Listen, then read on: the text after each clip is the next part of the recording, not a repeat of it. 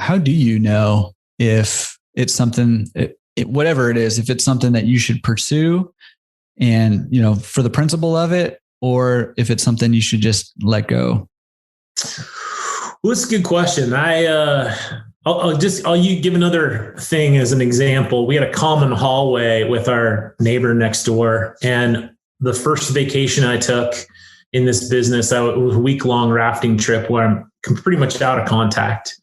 And I come back and they built a closet kind of halfway down this hallway because it was no longer going to be accessible to the outside. And I was furious because, it's like 35 square feet, 7 foot by 5 foot, no big deal, right? Mm-hmm. Sat down with my attorney, and he's much older. He was a friend of my dad's, and he just gave me the best advice in these situations. He's like, how much are you willing to spend to get that 35 square feet back? Because if it ends up in court, that's going to be very expensive square footage.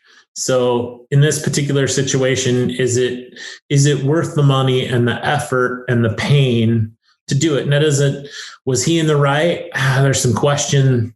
I consider even to this day, no, and it's one of those things. It's definitely been a lesson in teaching me. And I think it depends on each situation.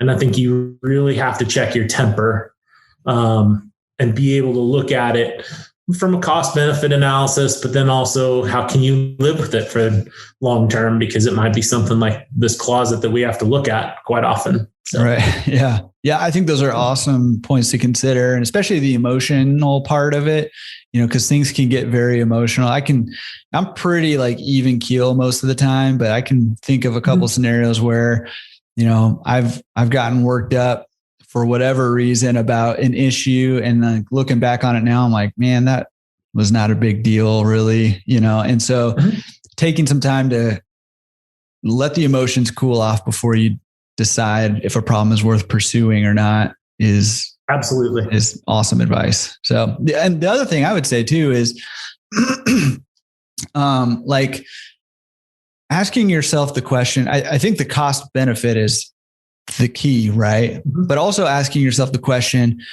is this going to slow down my progress? Like if you're growing a business and you have to stop doing the things that are going to help you continue to grow your business in order to deal with a problem that may or may not be consequential in the long run, you really should do that intentionally, right? Like if you're going to invest the time to deal with a problem, you got to make sure it's worth it. And it's not going to slow down your progress. So yeah, absolutely. Especially with growth in a business.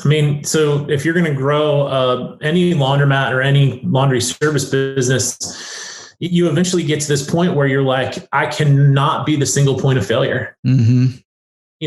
There are certain, things that I do and expertise that I bring.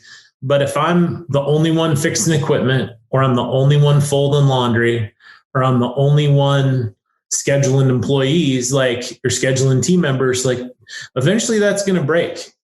Like you can be superhuman. And I think you really have to look at, as you're growing, how do you choose your battles wisely?